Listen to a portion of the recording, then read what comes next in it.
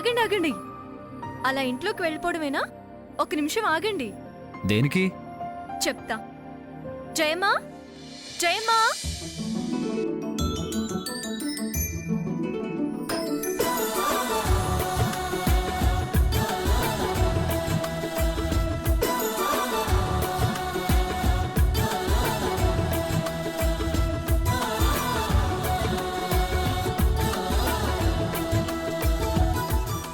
రా రా రా రా రా రా. ఇదిగో మేనల్లుడు, ఇది నీ మేనమావ ఇల్లురా. దా దా దా దా దా దా. రారారా అంటూ బాగా గారాబం చేయండి, తర్వాత మీకు చుక్కలు చూపిస్తాడు. వీడు చుక్కలైనా తోక చుక్కలైనా వాడి నాన్నకు చూపిస్తాడు, నాకు కాదు. ఏ శ్రావణ్? అంతే అంతే. ఏంటి ఏదోలా ఉన్నావు? కొడుకు పుట్టిన ఆనందమే కనిపించట్లేదు. నాకే, నేను బానే ఉన్నాను. ఏంటి ముక్తసరిగా మాట్లాడుతున్నావు? కన్న కొడుకుని ఎత్తుకుని ముద్దాడాలని కూడా చెప్పాలా? అరే జాగ్రత్త. నా బుజ్జుకొండ.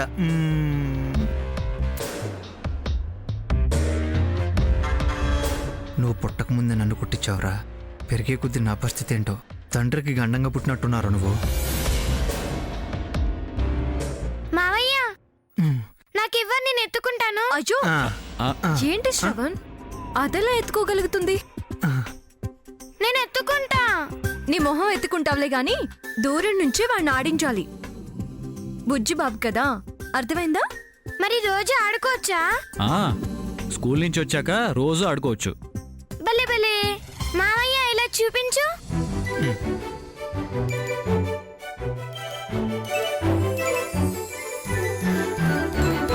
అంతే, అలా ముద్దు పెట్టుకోవాలి. ఎత్తుకోవద్దు, డైరెక్ట్ గా ముద్దు పెట్టుకోవద్దు. నాకు తెలుసులే అత్త. సరే పదండి పదండి.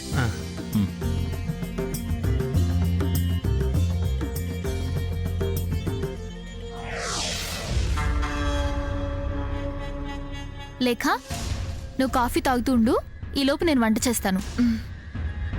ఇదిగో, ఏమీ ఆలోచించకుండా ముందు కాఫీ తాగు.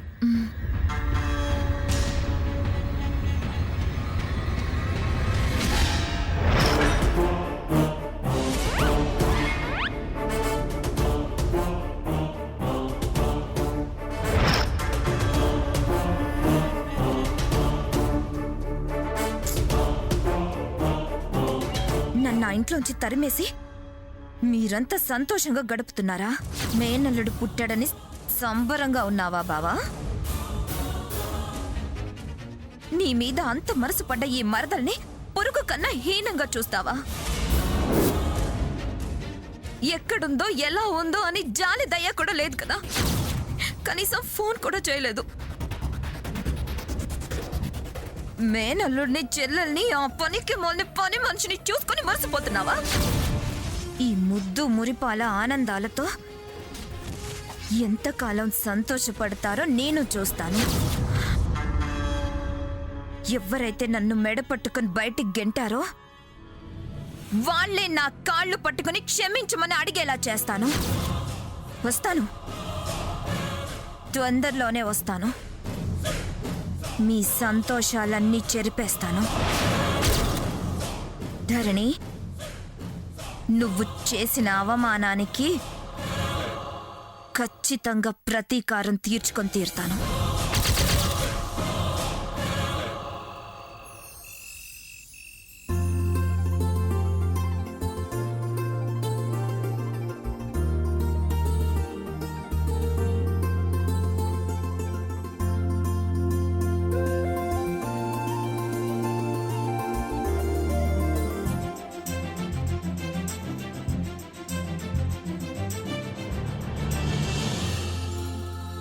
బుల్లి బుల్లి చేతులు, బుల్లి బుల్లి పాదాలు.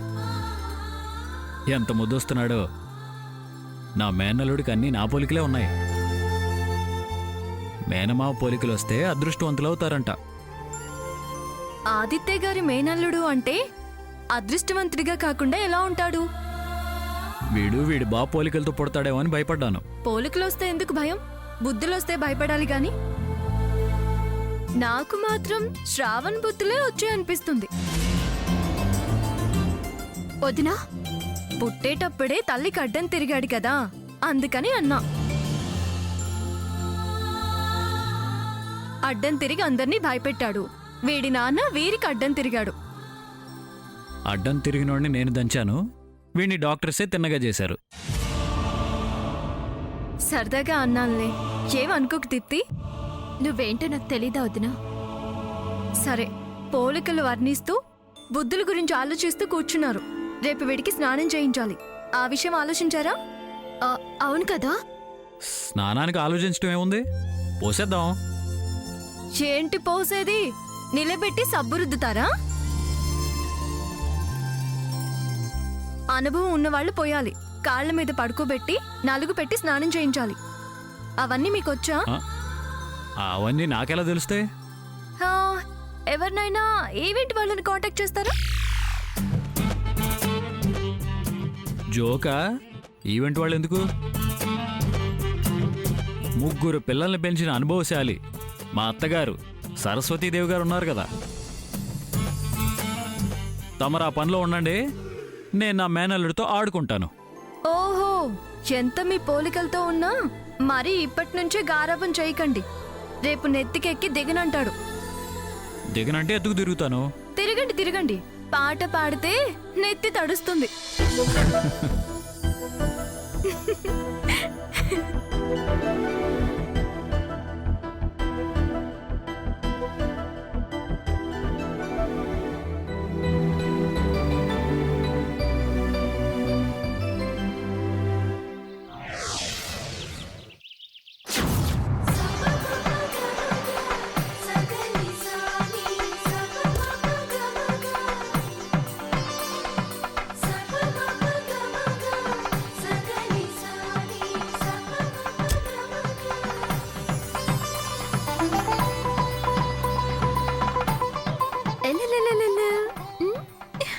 రండి అత్తయ్య రండి, మీకోసం ఎదురు చూస్తున్నాం.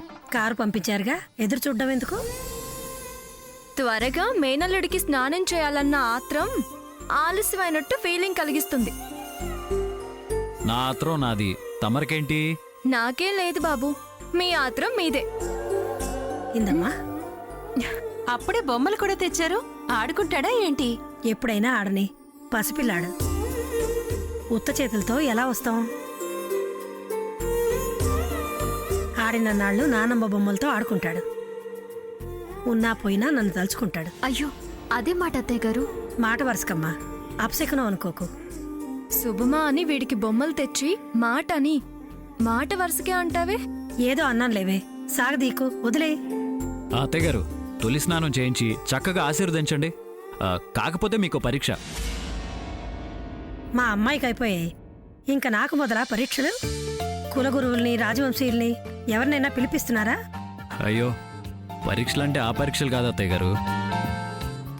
మాకు పరీక్షలు అంటే అవే గుర్తొస్తాయి. ఇంతకీ ఆ పరీక్ష ఏంటి ఆదిత్య? ఏం లేదక్క, వాడు ఏడవకుండా వీరు స్నానం చేయించాలి. కష్టం, పసిపిల్ల ఏడవకుండా స్నానం చేయించడం ఎవరి వల్ల కాదు. అదే పరీక్ష. అలా అయితే మా అమ్మ నీళ్లు పోయదు. పరీక్ష లేదు, ఏం లేదు. మీరు పదండి అత్తయ్య గారు.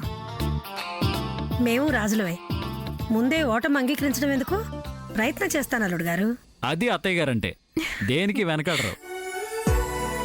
రామ వెళ్దాం, పద దీప్తి.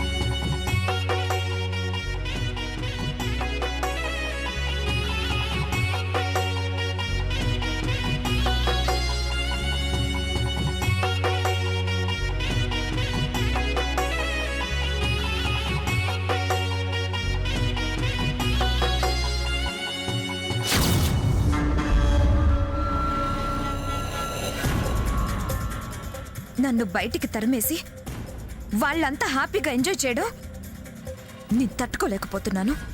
కడుపు మండిపోతుంది, రక్తం సలసలా మరుగుతుంది, పూట పుట్టకి పొగ పెరుగుతుంది. తప్పకుండా ప్రతీకారం తీర్చుకోవాలి. ఎలా వాళ్ళ సుఖ సంతోషాల మీద దెబ్బ కొట్టాలి? ఎలా?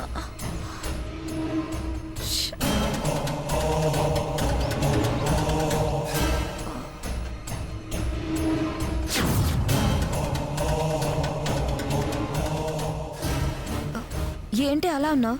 పెద్ద ప్రాబ్లం వచ్చి పడింది. ఏమైంది? ఎలా చెప్పాలో అర్థం కావట్లేదు. ఏం జరిగింది? మా పెదనాన్న వాళ్ళ ఫ్యామిలీ వస్తుందంట. వస్తే ఆయన ఒట్టి చాతస్తపు మనిషి. నీ గురించి యక్ష ప్రశ్నలు వేస్తాడు. ఏదైనా సర్ది చెప్పినా విచారిస్తాడు. పెళ్లి కావాల్సిన అమ్మాయి ఇలా మన ఇంట్లో ఉండడం ఏంటని చాలా గొడవ చేస్తాడే. మళ్ళీ నువ్వు అవమానంగా ఫీల్ అవుతావే. అందుకే అర్జెంటుగా నువ్వు వెళ్ళిపోవాలి.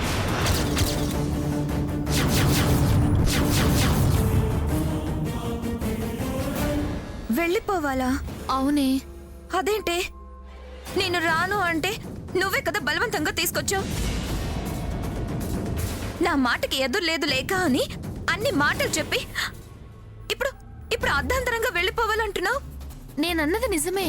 మా వాళ్ళు నా మాట కాదనరు. కానీ మా పెదనాన్నకు మా నాన్నతో సహా అందరం భయపడతాం. ప్లీజ్ నన్ను అర్థం చేసుకోవే. వెళ్ళమనడం నాకు కష్టంగానే ఉంది, కానీ తప్పడం లేదు. అర్జెంటుగా వెళ్ళాలి. ఏంటి అర్జెంటుగానా? అవును. ఇంకో హాఫ్ అన్ అవర్లో వాళ్ళు వచ్చేస్తున్నారు. మా డాడీ స్టేషన్కి వెళ్ళారు. ప్లీజ్ కావాలంటే నీ బ్యాగ్ నేను సర్ది పెడతాను. చాలే ఆపవే. బ్యాగ్ సర్దుతావా? బ్యాగ్ అర్జెంటుగా వెళ్ళిపోమంటే నేను ఎక్కడికి వెళ్ళాలి? అది నువ్వు ఆలోచించుకోవాల్సిన విషయం.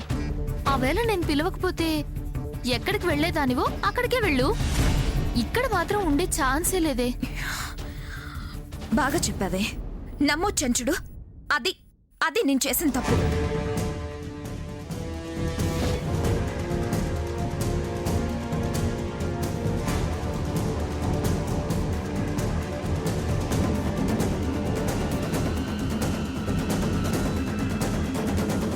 అమ్మయ్యా.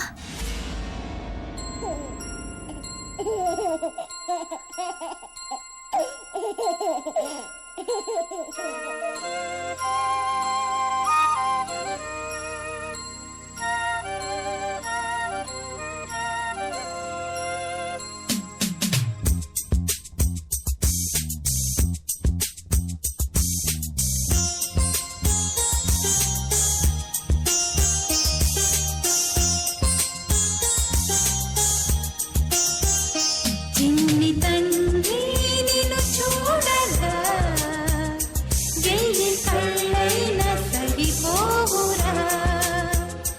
అన్ని కళ్ళు చూస్తుండగా నీకు దిష్టంత తగిలేనురా. చిచ్చి చిచ్చి. నవ్వాడు. వాడికి ఏం తెలుసమ్మా, పసిగుడ్డు. మనకలా అనిపిస్తుంది. జో అచ్యుతానంద జో జో ముకుంద రార పరమానంద రామ గోవింద. జో జో.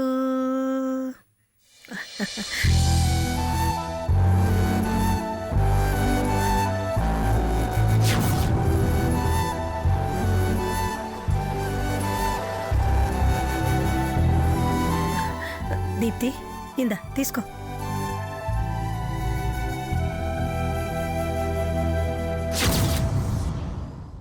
ఏంటమ్మా, ఏమైంది? ఏమైంది అత్తయ్య? ఏంటమ్మా సడన్ గా పాట ఆపేసి అలా లేచావు? ఏం చెప్పమంటావే, నా బాధ నాది. ఏమైందమ్మా? ఏమైందంటావేంటే?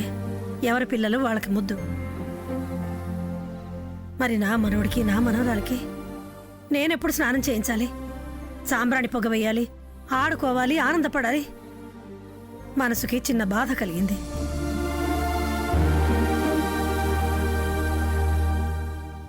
మీకు పెళ్ళై ఏడాది గడిచినా ఇంకా జరగాల్సిన కార్యం మిగిలిపోయే ఉంది. ఇలా ఇంకెంతకాలం ఉంటారో ఆలోచించుకోండి.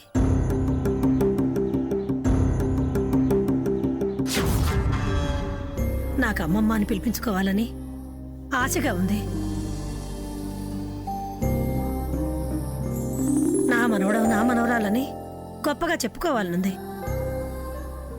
ఇప్పటికే చాలామంది ఏం సరస్తమ్మా ధరణి పెళ్ళై ఏడాది దాటింది, ఏం విశేషం లేదా అని అడుగుతున్నారు. వాళ్ళకేం చెప్పాలో తెలియక మాట దాటేసో మొహం చాటేసో ఉండాల్సి వస్తుంది.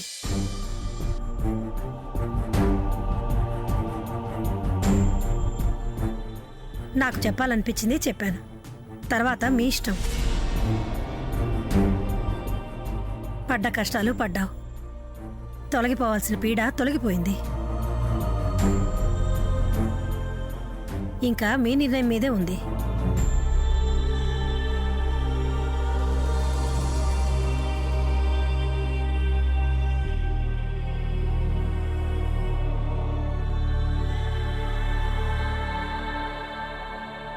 అత్తయ్య గారు బాధపడ్డంలో అర్థం ఉందన్నయ్య. నాకు అలాగే అనిపిస్తుంది. ఆ శుభకార్యం జరిగితే మంచిది. వీడితో ఆడేసరికి పాపం తనకేదో వెలతనిపించింది. అందుకే భయపడి అనేసి బాధపడ్డారు. అత్తయ్య గారిని బాధ పెట్టడం నాకు కరెక్ట్ కాదనిపిస్తుంది. ఆలోచించండి. ఒకసారి ఇలా రా.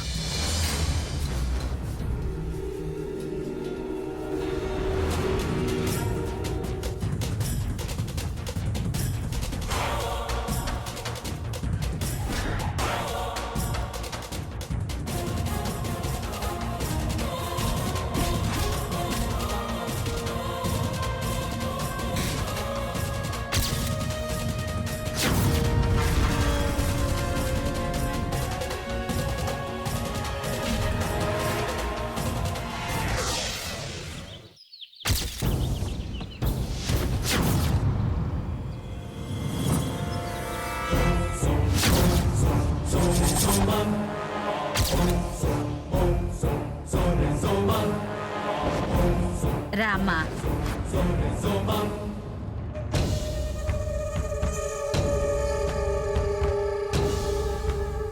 ఇదిగో ఇదే మా ఇల్లు. నచ్చిందా? నచ్చిందండి. చూడమ్మాయ్, ఏదో కష్టాల్లో ఉన్నావంటే ఇల్లిస్తున్నాను, నచ్చే ఉంటానంటున్నావు. రేపు అది లేదు ఇది లేదు, ఇలా ఉంది అలా ఉంది అని నా ఇంటికి వంకలు పెడితే నేను అస్సలు ఒప్పుకోను. నేనే వంకలు పెట్టినండి. వంకలు పెట్టనని అద్దె వాయిదా వేస్తే కుదరదు. ప్రతి నెల 5వ తారీఖల్లా అద్దె నా చేతిలో పెట్టాలి. 6వ తారీఖు వచ్చిందో నిన్ను ఈ ఇంట్లో ఉండనివ్వను. అలాగేనండి, ఫస్ట్కే ఇస్తాను. ఇస్తే మంచిదే. ఫస్ట్కే ఇస్తున్నానని కరెంటు నీళ్లు ఎక్కువగా వాడకమ్మాయి. చాలా లిమిట్గా వాడతానండి. లిమిట్గా వాడాలని ఇల్లు కడగకుండా సర్దకుండా ఉంచితే ఊరుకోను. వారం వారం శుభ్రంగా కడగాలి, నీటిగా ఉంచాలి. ఈ ఇల్లంటే నాకు ప్రాణం. ఇది మా వారి కష్టార్జితం. నేను శుభ్రంగానే ఉంటానండి. సరేనమ్మాయి, జాగ్రత్త. ఏదన్నా అవసరమైతే పిలువు, మొహమాట పడబాకు. సరే, వస్తా. అలాగే.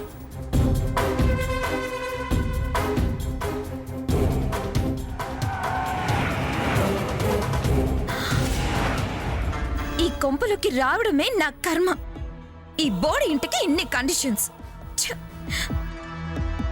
ఎలా బతికాను, ఎక్కడున్నాను, ఇప్పుడు ఎక్కడికొచ్చాను?